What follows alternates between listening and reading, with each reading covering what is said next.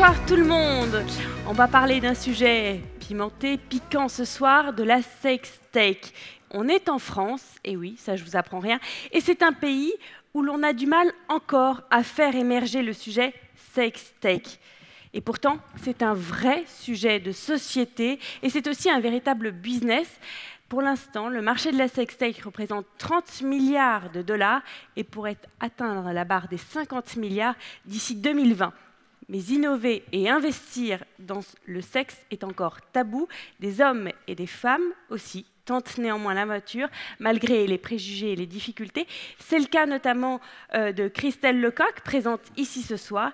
Et c'est à elle que l'on doit la mise au point de la première application de lecture érotique et connectée à un sextoy, Little Bird. Un concept simple et vibré, mais le projet, malheureusement, n'a pas abouti. Elle a dû finir les portes de son aventure en février 2018 et depuis, l'entrepreneur a rebondi. Aujourd'hui, elle est à la tête d'un nouveau mouvement, Sextech for Good. Son objectif, développer en France un écosystème favorable à la création de projets innovants dans le domaine de la sextech. Elle va nous expliquer tout cela tout à l'heure. Mais qu'est-ce qu'exactement la sextech? On demandera la question à Kathleen Smooth, sexologue, psychologue. Bonsoir Kathleen, passionnée Bonsoir. Du monde de la sexualité, des mondes imaginaires et de la liberté. Elle est, comme elle se définit elle-même, une nouce exploratrice.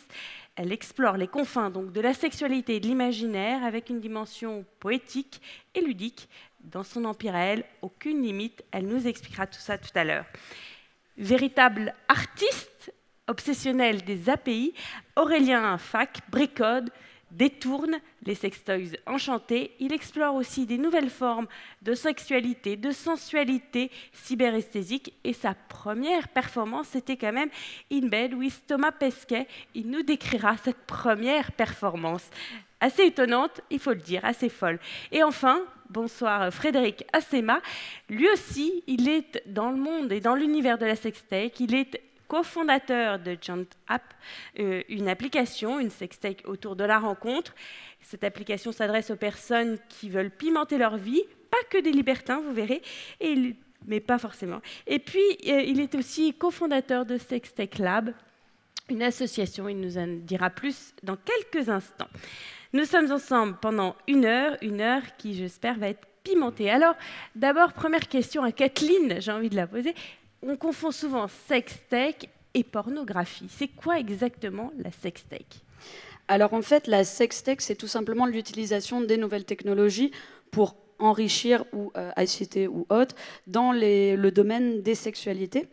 Alors si on confond en fait sextech et pornographie, c'est tout simplement parce qu'aujourd'hui, ceux qui détiennent du capital et qui investissent majoritairement en fait dans la sextech, c'est tout simplement les entreprises de pornographie. Donc forcément, ça a plus leur image. Et en réalité, pas du tout. En réalité, pas du tout. C'est un domaine hyper large. C'est comme confondre McDo et gastronomie. Alors, McDo, c'est de la nourriture, c'est sûr, mais c'est pas toute la nourriture.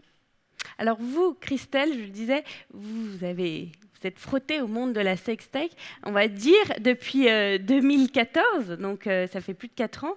Malheureusement, en février 2018, votre aventure s'arrête. Vous en avez tiré des leçons, vous avez grandi de cette expérience. Racontez-nous. C'est sûr qu'on grandit toujours de ces échecs, on apprend quelle que soit l'aventure. Donc c'était une aventure entrepreneuriale passionnante qui a été beaucoup plus riche que ce que j'imaginais au départ, dans laquelle j'ai dû mettre beaucoup plus de valeur, parce qu'effectivement, si j'avais complètement, et j'étais venue là, alors c'est toujours bien pour moi de revenir ici, parce que la première fois que j'avais pitché, c'était ici en 2014, et je crois que c'était une des premières scènes où on a toujours pu venir ici à Nantes parler librement de sextech, ce qui est assez rare. Donc il faut le souligner et toujours remercier les organisateurs pour ça. Mais donc oui, c'est toujours compliqué, mais j'avais clairement sous-estimé les freins que j'allais rencontrer. À l'époque, la première fois que je suis venue pitcher, on ne parlait pas de sextech encore. Moi, je suis venue avec cette idée de littérature érotique connectée, mais le mot sextech n'existait pas. Il est venu un petit peu après. Mais voilà, j'avais sous-estimé les freins. Je savais que c'était compliqué de monter une boîte. Je savais que ce serait compliqué d'aller chercher des financements. C'est dur pour tous les porteurs de projets, mais j'avais clairement sous-estimé les problèmes supplémentaires que j'allais voir qui étaient liés à l'érotisme. Ouais. Parce que c'est beaucoup plus dur de monter une boîte. Déjà, c'est compliqué de monter une boîte, mais une boîte dans le domaine de la sextech. C'est beaucoup plus compliqué à financer. Parce que, voilà, tout le monde vous dira très rapidement, c'est pas éthique, c'est pas politiquement correct, donc les gens veulent pas l'assumer.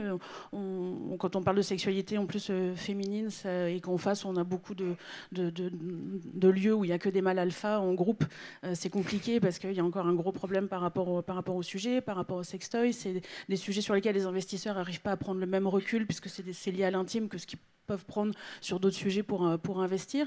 Donc voilà, c'est effectivement compliqué, mais c'est aussi compliqué parce qu'on ne peut pas faire de publicité sur les réseaux sociaux, parce qu'on a même du mal des fois à bosser avec des agences de com ou des agences de marketing parce qu'elles ne vous veulent pas comme client. Donc voilà, tout est effectivement plus compliqué. Vous avez le même sentiment, Frédéric Assema, vous le partagez, ce que dit Christelle. Vous aussi, ça a été compliqué de monter votre application Junt App. Oui, tout à fait. On a eu à peu près le même genre de soucis. Alors moins par rapport au côté je vais dire, où elle va avoir des investisseurs qui vont être réticents parce qu'il y a beaucoup de mal alpha, etc.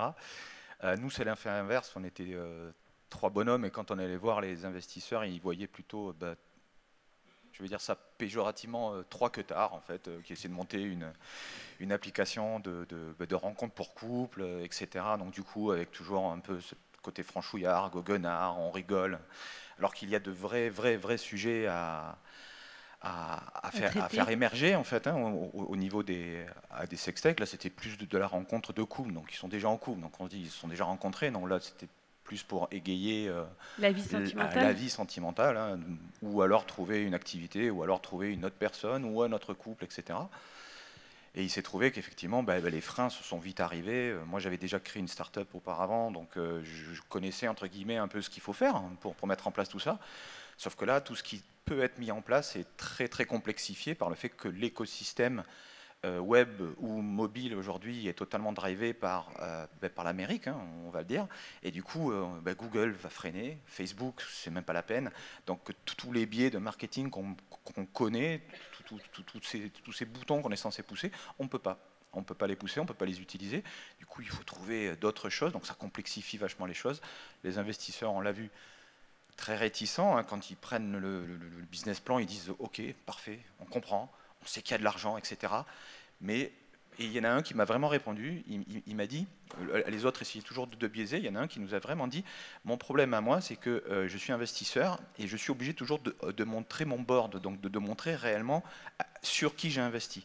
Et moi j'ai peur demain, vous ne serez jamais une licorne probablement, vous ferez peut-être de bons chiffres, etc., peut-être 100 millions, etc., mais vous ne serez jamais une licorne. Et moi, j'ai peur qu'une licorne vienne me voir un jour et me dise « Je ne veux pas que vous investissiez parce que vous avez investi là. » C'est binaire, c'est ignoble, mais quand on entend ça, vous allez loin quand même, c'est atroce. Donc, les freins, ils existent. Et voilà. Et puis, bon, moi, j'ai pratiquement dû aujourd'hui arrêter mon activité pour des problèmes aussi familiaux. À un moment donné, j'ai la famille qui m'est tombée dessus en me disant ne va pas dans ce domaine. Voilà, ne va pas dans ce domaine, c'est sale, n'y touche pas, on a peur pour tes enfants, j'ai une famille, j'ai des enfants, etc. Qu'est-ce qui va leur arriver à l'école, qu'est-ce qu'on va dire si leur père... Et c'est là où j'ai décidé effectivement après plutôt d'aller plus vers le Sextech Lab justement, qui est là pour essayer de faire passer des messages, dédramatiser. Sextech Lab, c'est quoi exactement? C'est une association Alors il y a une association travaillent justement dans ce domaine, qui est technically correct, qui est l'association qui porte le Sextech Lab. Le Sextech Lab, c'est un événement qui a lieu une fois par an sous forme de hackathon. Donc on réunit pendant 3 jours des étudiants, des designers, etc. Et on fait venir des sexologues, des sociologues, tout ce qui peut faire effectivement que nous ne créons pas que des applications apporter, on comprend en fait que c'est compliqué, que c'est difficile, donc il faut vraiment écouter la partie sociologique, philosophique, etc. On touche à l'amour, on touche à l'intimité, on touche à des choses qui sont vraiment très propres, qui sont culturelles aussi, religieuses. Du coup on essaie d'agrandir le panel qui peut se trouver en général dans un hackathon, et pendant 3 jours on essaie de faire émerger des projets, et il y en a qui sont vraiment extraordinaires. Speech, qui était sorti il y a 2 ans et qui fait de l'éducation pour les 13-18 ans en particulier à l'aide de non-chatbot, c'est vachement intelligent, c'est très bien fait. Parce que Et on quand on espère que parle ça va de émerger. sextoy, justement, il y a tout, c'est compliqué, mais on s'adresse aussi à des personnes en demande, justement. Enfin, vous me rejoignez là-dessus, Kathleen, aux personnes handicapées ou aux personnes âgées. C'est pas forcément que des jeunes, etc. On confond toujours. Il y a pourtant un public. Il y a un public, en fait, il y a plein de gens qui s'intéressent à la sextech. La sextech, ça peut être de l'assistanat, c'est ce que je disais, par exemple, pour aider certaines personnes qui ont des difficultés sexuelles, mais ça permet aussi d'enrichir, en fait, sa sexualité. Après, les gens ont quand même un peu peur de ça. Moi, je le vois avec mes patients, à qui je propose toujours, je leur dis toujours, ah, vous connaissez les sextech Chaque fois, ils sont un peu, ah, j'ai un peu peur. Et puis finalement, je leur dis, mais regardez tout ce qu'on peut faire. Aujourd'hui, avec Aurélien, on avait développé, par exemple, une application qui s'appelait Pussy Talk. Au lieu de recevoir vos SMS sur votre portable, vous les recevez directement codés en morse sur votre sextoy. Ça évite de se bousculer dans la rue, finalement. Exactement, c'est une bonne idée. Vous allez tous avoir ça dans la salle après. Sur le fait qu'il y a des gens en demande, en fait, la sexualité, enfin faire l'amour, c'est l'expérience la plus universellement partagée par tout le monde sur toute la planète. Depuis la nuit des temps. Depuis la nuit des temps. Donc en fait, c'est un vrai sujet qui nous concerne tous. Donc la question, c'est même pas ça, c'est à partir de quel moment on l'assume et à quel point aujourd'hui on peut se dire il y a des technologies qui permettent à certaines personnes, effectivement, qui aujourd'hui ne sont pas dans des sexualités épanouissantes, aujourd'hui de leur trouver des solutions. Et nous, en France, on met beaucoup de morale ou de côté anxiogène par rapport à la robotique, tout ça. Mais demain, on va tous être vieux et on sera pourtant encore des corps désirants. On peut avoir des accidents même de la vie et demain être handicapé, mais rester des corps désirants. Et au-delà de ça, on peut être aussi tout à fait adulte en bonne santé et avoir envie d'enrichir sa sexualité. Et aujourd'hui, pourquoi ça devrait être problématique? Pourquoi, à ce point-là, on ne peut pas enfin se dire, effectivement, c'est un sujet, vous l'avez dit, c'est un secteur où il y a beaucoup d'argent aussi. Exactement. Ça concerne tout le monde et c'est des sujets de société. Pourquoi c'est encore aussi compliqué de pouvoir faire des beaux projets et de mener des beaux projets ici? Ça, c'est à vous de me le dire. Pourquoi les investisseurs ne peuvent pas ou ne veulent pas y aller? Ils ont peur? On commence à avoir des mouvements en Europe, mais ça va être plutôt dans les pays du Nord ou en Angleterre, donc avec souvent des biais de projets présentés un peu sur le domaine de la santé, mais bon, pourquoi pas, il faut bien commencer. C'est vrai qu'on peut beaucoup plus facilement faire un toy pour faire de la rééducation du périnée, parce que voilà, c'est admis, on en a besoin après l'accouchement, puis il faut que les femmes restent opérationnelles. Mais par contre, si on s'intéresse que à leur plaisir, là, ça reste compliqué. Voilà, c'est mal vu. C'est toute une chaîne aussi qui est encore, je le dis à chaque fois, mais en tout cas moi de ce que j'ai vécu, il faut que demain il y ait plus de femmes, mais partout. C'est-à-dire la sextech, elle est généralement très menée par les femmes parce qu'on a décidé de prendre le pouvoir et de faire les produits qui n'étaient pas faits pour nous avant. Mais ça veut dire que pour qu'on puisse les financer, ça veut dire que demain il faut qu'il y ait aussi des femmes dans les boards, dans les instances de la BPI, dans tous ces où on peut avoir accès à des financements et qui pour l'instant en fait sont très bloqués parce que voilà, il manque de diversité. Il faudrait un lieu, un incubateur qui soutienne tous ces projets et qui rassemble tous ces projets de la sextech. Si on pouvait avoir une vitrine quelque part qui dit la sextech c'est un vrai sujet comme la fintech, comme la foodtech, et on va faire des projets intéressants dans l'éducation pour les personnes âgées, pour les personnes handicapées, pour les couples, pour le plaisir. Oui, ça permettrait de dire à tout le monde, de calmer un peu tout le monde, de dire ok, c'est un vrai sujet, on peut en discuter, et c'est un sujet qui nous concerne tous. Donc oui, j'aimerais bien. On n'est pas tous des Vierges Marie, quoi. Donc, non, tout ça, nos parents ne nous ont pas fait avec leurs oreilles. Voilà, exactement. Et par le sextech, par l'art, pardon, n'est-ce pas Aurélien, on peut aller très très loin. Expliquez-nous vos performances. Laquelle? Il y en a plusieurs. C'est à vous de nous dire. On est en petit comité. Alors déjà, le terme tech n'est pas un terme froid. Pour moi, c'est vraiment l'idée d'aller au maximum de ce qui est possible techniquement. Donc, par exemple, les sextoys connectés, la réalité virtuelle, les vestes à retour haptique, c'est le toucher. Pour moi, c'est vraiment l'idée d'imaginer d'autres formes de sensualité et sexualité à l'ère des réseaux numériques. Donc j'en ai fait une, effectivement. Donc c'est pas forcément artistique aussi, mais c'est vraiment, je me définis plus en tant qu'explorateur. J'ai peut-être un souci avec le terme artiste, ou j'aurais voulu être un artiste, hein, pour ceux qui connaissent la référence. Mais voilà, donc j'ai fait effectivement une belle Wisdom à pesquer. Alors, une belle Wisdom à pesquer, c'est du space sex, oui. J'ai fait ça il y a... Donc, en fait, j'ai fait aussi d'autres projets avant, mais donc j'ai fait ça il y a 3 ans, et c'était l'idée de faire vibrer 1 million ou voire 1 milliard de sextoys sur le territoire français, lorsque notre cher astronaute Thomas Pesquet passait au-dessus de la France, étant présent dans l'ISS. Oui, c'est vrai. Sa femme qui devait être contente. Pardon ? Sa femme devait être contente. Oui, en parlant de sa femme s'exprimer là. Ah oui, c'est vrai, non, mais j'ai dit une bêtise. Lui-même, il est au courant, ça l'amusait. Mais encore une fois, c'est vraiment travailler sur une notion d'ubiquité et d'omniprésence. Jusqu'où une entité pouvait faire l'amour avec 1 million ou 1 milliard de personnes. Et sa femme, effectivement, m'a envoyé un message sur Facebook. Alors j'étais bourré. Tout ça est véridique, hein, okay. Et je ne savais pas que c'était sa copine. Ah mince, c'est streamé en plus. Je ne savais pas que c'était sa copine parce que ça s'appelle pas Pesquet. Et en voyant, et donc j'ai mal répondu. Effectivement, métaphoriquement, c'est comme si lui pouvait faire l'amour avec femme et homme. Il ne faut pas oublier ce qu'on parle beaucoup des sexes féminins, mais aussi masculins. Mais effectivement, en termes de métaphore, elle n'était pas forcément hyper contente.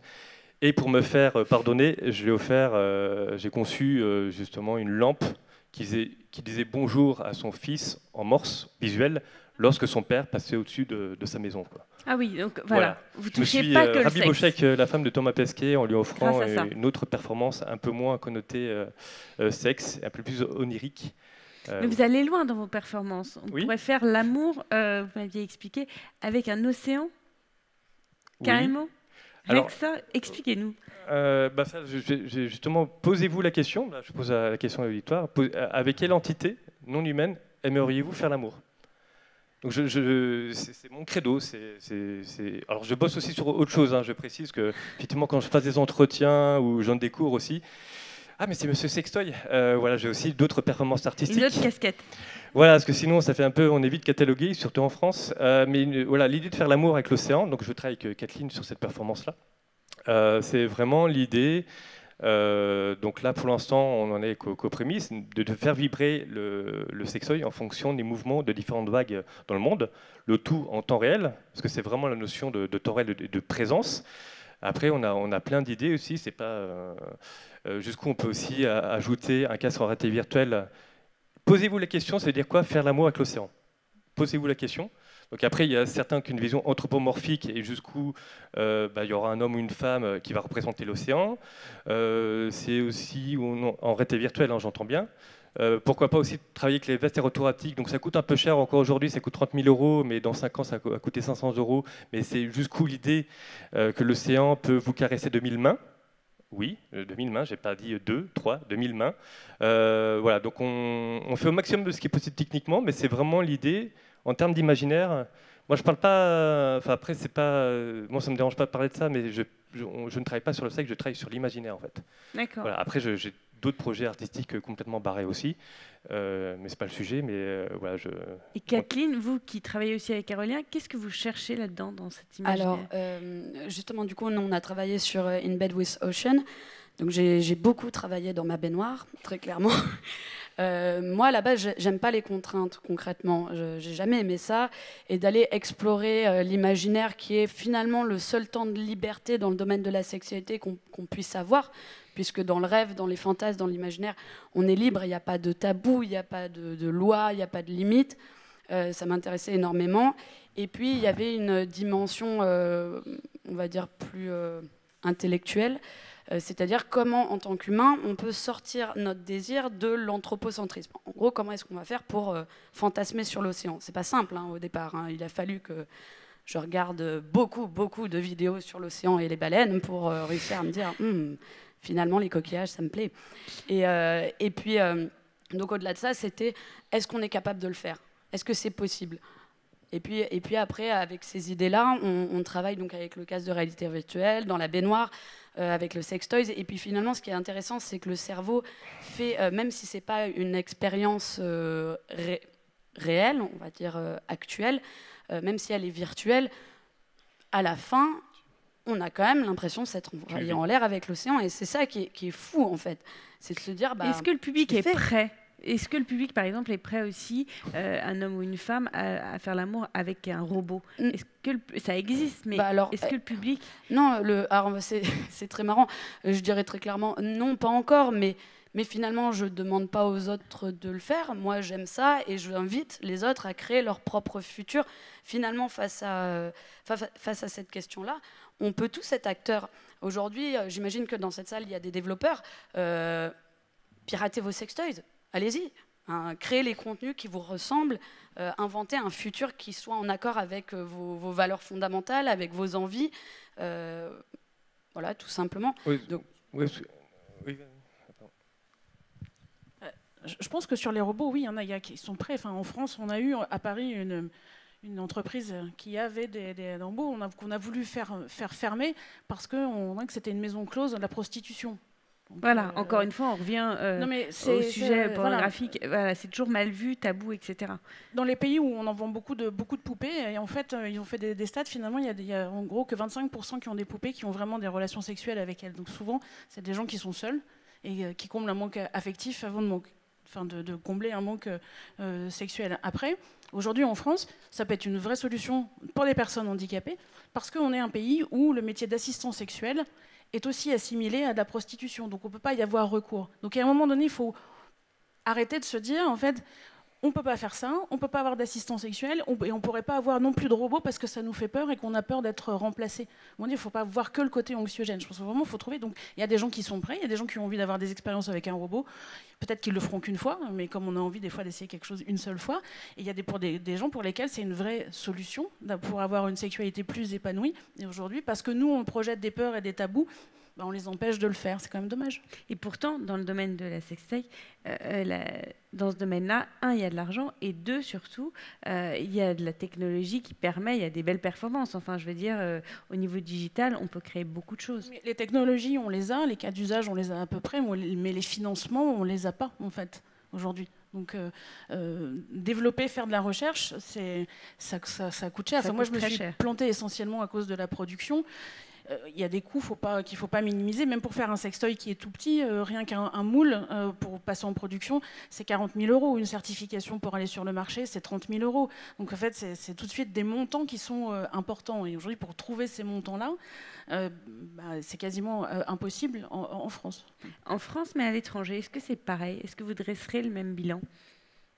C'est non, aussi tabou? Parce qu'il y a des secteurs, il y a des pays où même, même aux États-Unis qu'on dit plus puritain, mais c'est quand même en Californie qu'on tourne le plus de films porno sur la planète. Donc ils savent qu'au-dessus de la religion, il y a le business et que donc il y a de l'argent à se faire. Donc ils y vont. On y va. Voilà, on y va. Il y a des gens qui se sont aussi plus fédérés. Les femmes se sont fédérées. Il y a une association Women in Sex Tech et qui du coup font beaucoup aussi de lobbying et font plier. Parfois certaines personnes dans l'industrie, donc elles arrivent à trouver aussi des financements. Elles ont des figures très, très médiatiques. En Angleterre, on disait tout à l'heure, ça arrive plutôt par le biais de la santé. Dans les pays du Nord, on est beaucoup plus ouvert aussi sur ces questions de sexualité. Donc ça commence à bouger, mais pas chez nous. Vous êtes d'accord avec ça, Frédéric Assema? Oui. Qu'en France, oui, on est en globalement. retard? Oui. Il ne faut pas se le cacher. On est clairement en retard. Bon, déjà, c'est vrai qu'il y a cette histoire de financement. Pour certaines sextech qui peuvent déjà être là, même eux, ils ont des problèmes très basiques. Par exemple, aujourd'hui, une sextech, il y a tech. Donc vous avez besoin derrière d'ingénieurs, de développeurs, etc. Et aujourd'hui, pour en avoir parlé à certains, ils nous disent, les développeurs, aujourd'hui, c'est un peu les rois du pétrole, on va dire. Hein. Ils ont un choix pour aller dans les boîtes qu'ils veulent, et ils ont peur eux-mêmes de mettre sur leur CV j'ai travaillé pour une sextech. Du coup, parfois, c'est un peu compliqué. Ils veulent bien faire des bouts, etc., mais réellement être salariés dans une entreprise de sextech. Ils peuvent partager, ils peuvent faire des trucs, etc. Nous, on le voit à l'école 42 quand on fait le Sextech Lab. On n'a aucun moyen de faire venir les étudiants pour travailler avec nous, etc. Hein. Il n'y a pas de barrière à côté de ça. Entre faire des hackathons et puis se lancer réellement dans un projet, y aller, mettre son nom, faire intervenir toute sa famille, etc. C'est pas toujours aussi simple. Il y a toujours une chape de plomb par rapport à ça. Que vont penser les gens? Qu'est-ce qu'ils vont dire? Ouvrir un compte bancaire, avoir une solution de paiement sur un site, tout ça, c'est pas possible. Enfin, c'est extrêmement compliqué. Donc, tout est plus dur. Chaque phase que doit faire une start-up, puisqu'à la base, c'est quand même une entreprise qui se monte. Ouais. Et plus compliqué. Le fameux problème de la banque, c'est hallucinant. Quoi. Oui, puis au-delà de ça, il y a des gens en France en monde qui ont lancé des appels vibrants et qui sont à la tête d'incubateurs en disant on a besoin de plus d'entreprises, de start-up dans la sextech. finalement, cet incubateur-là, il avait besoin de refaire une levée de fonds. Ils avaient une start-up dans leur panel qui était dans le domaine de la sextech et ils ont été mis dehors. Parce que les nouveaux investisseurs, les nouveaux entrants disaient OK, on va réinjecter du capital à condition que. Voilà, qu'est-ce qu'on fait? On cède, donc ouais, c'est dommage. Et comment faire alors pour que les investisseurs donnent de l'argent? Quels conseils vous donneriez aussi aux personnes ici qui voudraient se lancer dans ce domaine-là? Parce qu'à vous entendre, clairement, de partir. C'est compliqué. c'est de partir finalement. Vous, votre famille, ça a été compliqué. Vous avez commencé l'aventure en 2014, vous avez dû l'arrêter 4 ans plus tard et fonder autre chose. Moi, vous êtes toujours dans le même domaine? Oui, mais moi, j'ai eu de la chance parce que la partie littérature érotique était qu'une partie du projet, donc sur une autre partie du projet qui était vraiment une plateforme style iTunes, des objets, enfin des contenus connectés, j'ai trouvé des financements. Donc au final, moi je me plante beaucoup pour des problèmes de production. Ça a été compliqué, mais j'avais été aidée par la région Bretagne, par la BPI, mais vraiment sur d'autres aspects, effectivement. Il fallait souvent que je gomme et que je ne parle pas du tout de la première activité, mais j'ai quand même réussi. Donc il y a des gens qui arriveront à lever de l'argent sur des projets de santé, sur des projets d'éducation, sur la partie plaisir, ça va encore rester compliqué. Donc je pense que le mieux, c'est de se faire, c'est ce qu'on essaie de faire, Sextech for Good, c'est de faire beaucoup d'évangélisation pour faire comprendre que voilà, on n'est pas des pervers sexuels, on est des gens qui ont avec des innovations, qu'on s'adresse à des sujets qui nous concernent tous, que c'est des sujets de société. Enfin, on en parlait ensemble tout à l'heure, c'est dans quelle société aussi vous voulez vivre. Moi, je veux vivre dans une société, j'ai 2 filles, qui soit plus libre, qui soit plus inclusive. Aujourd'hui, quand je vois ce qui se passe aux États-Unis et tout le nombre de pays où on revient sur le droit à l'avortement, je me dis mais au secours, réagissons. Et aujourd'hui, la tendance, c'est qu'on peut voir 17 minutes de tuerie sur Facebook, on peut voir de la violence, mais vous pouvez pas parler de sextoy, vous pouvez pas montrer un sein. Et nous, on a eu plein de problèmes, par exemple, pour mettre en ligne notre appli qui a été régulièrement supprimée des stores, alors qu'on vendait des livres érotiques avec pas d'image, avec que du texte. Aujourd'hui, c'est ces gens-là qui décident de ce que vous pouvez lire ou pas, de ce que vous pouvez avoir comme fantasme ou de sexualité. C'est quand même drôlement grave. Et je pense que c'est aussi pour ça que tout le monde doit à un moment donné se sentir concerné par ce sujet de la sextech. Ce n'est pas que frivole, ce n'est pas que juste rigolo, en fait. C'est vraiment, je pense, important. Et aujourd'hui, des questions de sexualité, sur comment on accompagne les ados, sur la pornographie, sur tous ces sujets-là, c'est important. C'est un vrai sujet. Donc, qu'est-ce qu'on veut comme société demain? Et vous, en tant que psychologue, justement, Kathleen, vous avez un rôle à tenir. Oui, complètement. Et déjà, par exemple, pour parler de ce que tu parlais, c'est quand même fou que ça soit communément acceptable d'utiliser des logiciels pour simuler la guerre et pas pour simuler finalement le grand jeu de l'amour, le grand jeu de la sexualité et des plaisirs. Alors après, c'est vrai que vous êtes plus dans tout ce qui est sextech, entrepreneuriat de ce côté-là. Moi, de mon côté, c'est vrai que j'ai eu très peu de freins à partir du moment où j'avais une vision un petit peu, vous voyez, universitaire de la chose. Donc ça a été beaucoup plus accepté. Et auprès de mes patients qui parfois sont très réticents. Et la plupart de mes patients, c'est des gens qui ont clairement peur et qui ont en plus une sexualité hyper robotisée et automatisée. Et c'est un des trucs que souvent je leur dis. Je leur dis, vous avez peur de la technologie, mais regardez, vous êtes des robots, vous êtes morts depuis bien longtemps. Alors prenez le ticket que je vous donne et maintenant on va aller s'amuser, vous allez voir, on va aller regarder ce qui existe et on va aller dérouler le fil d'Ariane de vos fantasmes. Et puis, oui, personne ne rêve de faire l'amour sur un lit de rose en missionnaire. Concrètement, on est tous enclins à une certaine perversion affective et sexuelle. Et on va dire que la sphère du net l'a bien prouvé. Hein. Il suffit de regarder les hashtags derrière. Et puis on voit qu'il y a un monde des possibles qui existe. Et que finalement, c'est bien de ne pas être toujours un bon citoyen. Et vous aidez Aurélien, grâce à vos arts, avec Kathleen, justement, de ne pas être un bon citoyen, justement Est-ce que Aurélien a vraiment, clairement, pas besoin de moi pour être un pas bon citoyen, puisqu'il a beaucoup d'idées.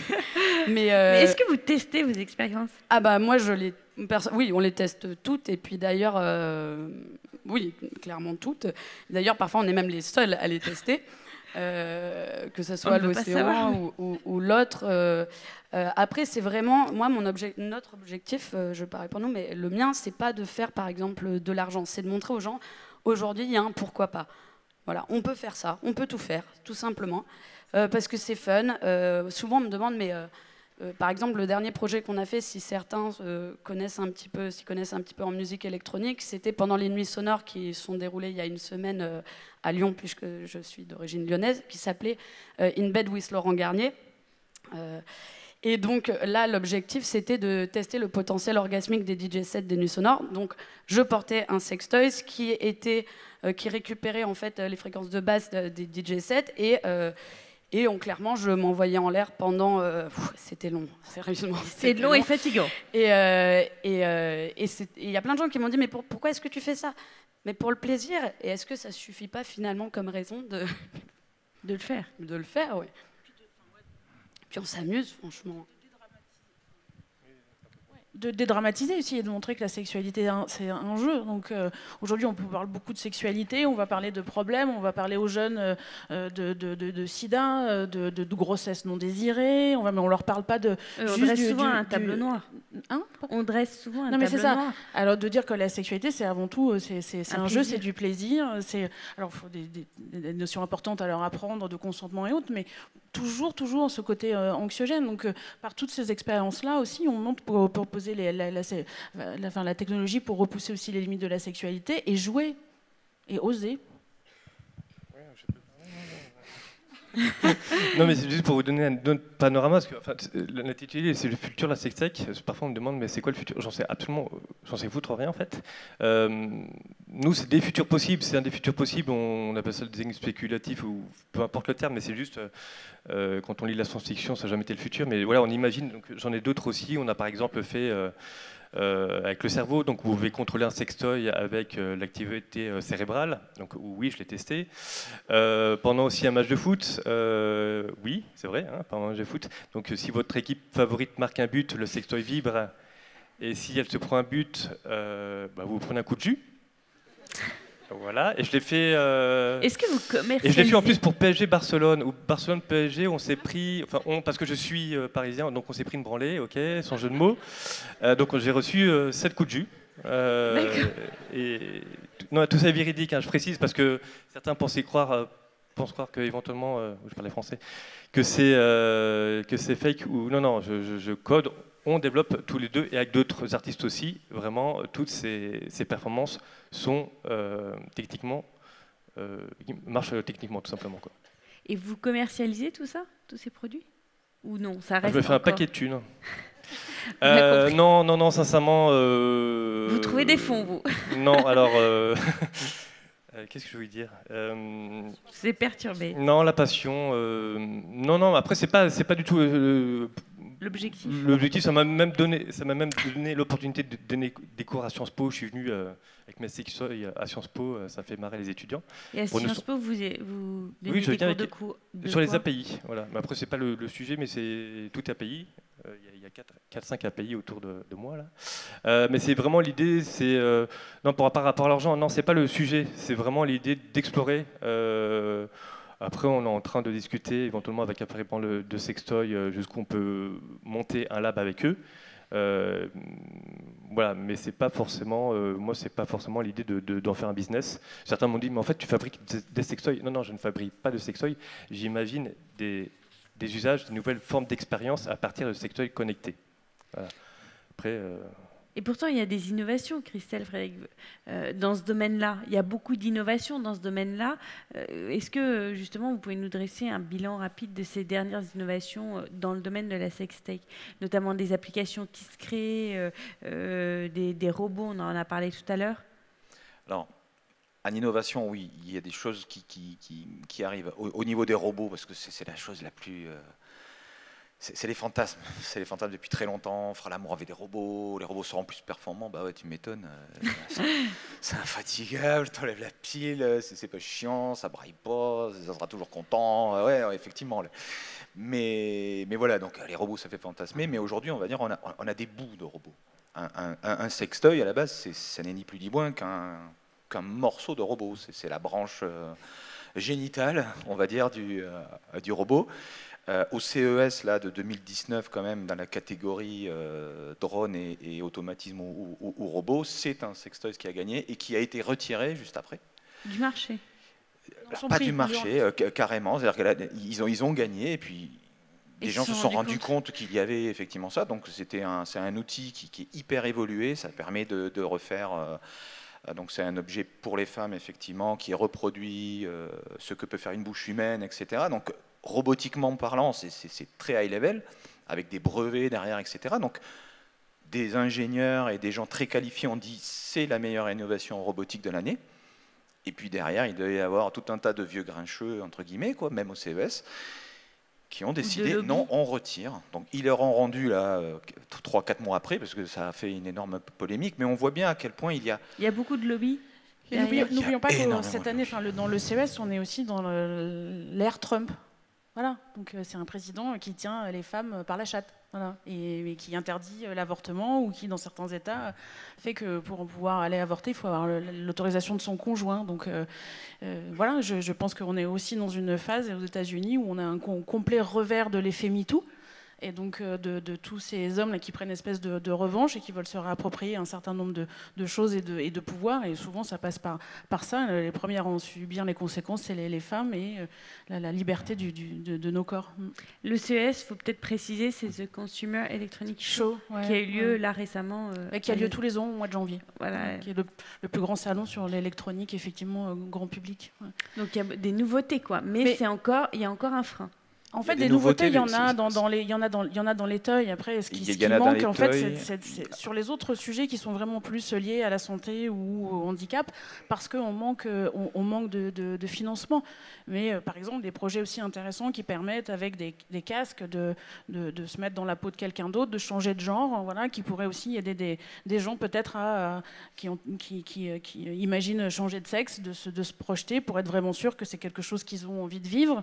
Voilà, alors c'est sûr que ça concerne pas tout le monde, et c'est des niches, et en même temps, pourquoi on s'en priverait, puisque c'est possible, si ça peut leur permettre d'aller mieux, ou peut-être d'éviter des opérations, ou d'être complètement sûr. Enfin, il y a des tas de choses qu'on peut faire, et tous ces projets-là, c'est compliqué parce que voilà, il n'y a pas de recherche. Donc c'est l'intérêt d'en faire aussi un vrai sujet, et de se dire la sexualité des personnes âgées, c'est très tabou, mais c'est un vrai sujet. Vous imaginez même pas les problèmes que ça pose dans les EHPAD. Je veux dire, aujourd'hui, il y a des femmes qui se masturbent dans les EHPAD avec tout ce qu'elles trouvent, et donc elles se mettent en danger parce que elles se masturbent avec clairement des objets qui sont pas faits pour. Donc qu'est-ce qu'on fait? On continue de dire que non, ça n'existe pas, et qu'à partir du moment où on est dans une EHPAD, on doit plus ressentir, on ne doit plus avoir de désir. On se dit aujourd'hui, on a des solutions à apporter, et puis on réfléchit à comment mettre à disposition un certain nombre d'outils, d'applis, même de contenus de réalité virtuelle ou autres, voilà, y compris pour accompagner aussi les femmes, pour apprendre son plaisir. Enfin, des sujets, il y en a plein, il y en a 1000 pour qu'on soit tous globalement plus heureux à chaque âge ou à chaque étape de la vie. Et grâce à Sextech Lab, votre association que vous avez créée, justement, vous pourriez permettre de répondre à ces besoins dans les EHPAD, etc., d'aller créer ou d'être en accord avec un ministère? Alors, il est effectivement vrai que là, cette année, on a été effectivement un petit peu accompagné par un secrétariat d'État. J'arrive plus à me souvenir lequel, je suis désolé. Et c'est vrai que c'était bien, parce qu'on avait un membre du jury quand même dans le cabinet ministériel qui était là. On a une sommité qui est le professeur Weinberg au niveau sexologie, qui est pareil, qui est là, qui regarde les projets. Des projets, on en avait des très divers. On avait effectivement des projets sur la réalité virtuelle, sur les personnes qui ont eu des traumatismes sexuels, comment arriver à les combattre de cette façon-là. Il y avait des projets qui étaient plutôt liés aux sites de rencontres, qui étaient pour remettre de la courtoisie dans les sites de rencontres. Donc on sent bien qu'en fait, il y a un entrecroisement entre les rapports humains. La problématique, c'est qu'on a l'impression qu'en faisant rentrer de la technologie, on enlève de l'humain. Parce que dès qu'on parle technologie, on voit robot. Le robot, comme un téléphone ou autre, ce n'est qu'une interface. Ce n'est qu'une interface entre des relations qui sont humaines à la base. Donc, penser que parce qu'on va amener de la technologie, on va dénaturer quelque chose qui est profond et qui est tellement humain, c'est faux, c'est totalement faux. Cette peur-là est totalement irrationnelle. Ça va juste être un palliatif pour certaines personnes qui n'ont peut-être pas accès à une autre personne. Aujourd'hui, il y a de plus en plus de personnes seules. Les jeunes, entre guillemets, il y a des enquêtes qui montrent qu'ils font de moins en moins à l'amour. Et le pire, c'est que c'est un biais, c'est un travers des applications de rencontres qui arrivent, parce que les relations humaines sont de plus en plus complexes et de plus en plus biaisées, on va dire. Donc il peut y avoir un devoir de correction par la technologie. Il peut y avoir un devoir d'éducation par la technologie. Le Sextech Lab, il est là pour ça. Il est là pour dire au pouvoir public, au peuple, quelque part, regardez ce qu'on fait, regardez-le, on vous le montre. C'est pas caché, c'est pas fait dans un garage à la Steve Jobs. Regardez, on fait ça, on le démontre. Il n'y a rien de mal, il n'y a rien de sale, il n'y a rien de... Regardez ce qu'on fait. Écoutez-nous, écoutez les discours. On s'adresse... à tout public, et on essaie de prendre tous les projets. Comme dans tous les hackathons au début, il y a tous les gens qui arrivent avec que les sujets. Parfois, ce sont des sujets effectivement très légers, comme par exemple faire un Airbnb du sexe, comment j'arrive à prêter ma piole pour un plan cul, là, maintenant, tout de suite. Ok, d'accord, c'est très léger, c'est rigolo, etc. Et puis derrière, il y a effectivement des gens qui viennent avec des trucs qui sont beaucoup plus lourds, des problèmes dans le handicap, des problèmes qui pourront faire... On ne parle pas, par exemple, la sexualité des gens dans la rue, elle existe, quoi. N'allez pas vous imaginer qu'ils font que la manche. Ils en ont une, mais par contre, c'est aussi une problématique. Les problèmes des viols, le problème du revenge porn, il y a énormément de choses à faire sur ces choses-là, parce que c'est des outils numériques à la base. Il faut créer un palliatif. La pornographie, on ne veut pas que nos enfants... Alors, à 18 ans, moins un jour, je n'ai droit d'avoir rien vu, et on penserait que le lendemain, je suis en triple pénétration. Non mais comprenez que c'est du foutage de gueule. Il faut bien que vous ayez un étalonnement, mais ça n'existe pas. Il n'y a pas. C'est de suite, vos enfants ont accès au pornotrage immédiatement. Pourquoi? Parce que le porno est mal indexé. On ne veut pas l'indexer, on veut l'ostraciser, mais il est là. Donc, ok, vous voulez le détruire, fédérez-le, réglementez-le, faites quelque chose, mais arrêtez de vouloir vous attaquer à quelque chose qui est profondément humain. C'est pas possible. Par contre, on peut arriver à faire en sorte d'en faire quelque chose de bon, de bien et de relativement acceptable. Oui, c'est vrai que moi, par exemple, j'amène mes patients et mes patientes à utiliser la technologie pour renouer avec leur corps. Très clairement, il y a des personnes qui me disent elles n'aiment pas la sexualité. Pourquoi est-ce qu'elles n'aiment pas la sexualité? Tout simplement parce qu'elles ne se sont jamais intéressées à leur sexualité. Elles n'ont jamais regardé comment elles fonctionnaient, comment leur machine interne fonctionne. Et par le biais parfois de la technologie, j'ai un sextoy ici... Voilà. Je peux vous assurer que si vous mettez ça, et je vais le mettre en on pour que vous voyez le bruit que ça fait, voilà. Vous mettez ça à l'intérieur, vous allez avoir une géographie interne de votre corps radicalement différente, une perception de vous différente. Vous allez découvrir d'autres formes de plaisir, et peut-être qu'à ce moment-là, vous direz à votre conjointe, peu importe, « Ouais chérie, en fait, finalement, je crois que maintenant j'aime bien ça le cul. » Voilà, tout simplement. Donc ça permet aussi de renouer avec ces sensations. C'est pour ça que c'est génial, en fait, la nouvelle technologie. C'est pas blanc ou noir. Et c'est ça aussi que je reproche un petit peu à cette vision, c'est qu'on se dit toujours c'est de l'assistanat, c'est palliatif. C'est parce qu'il y a un truc qui ne va pas qu'il nous faut de la nouvelle technologie.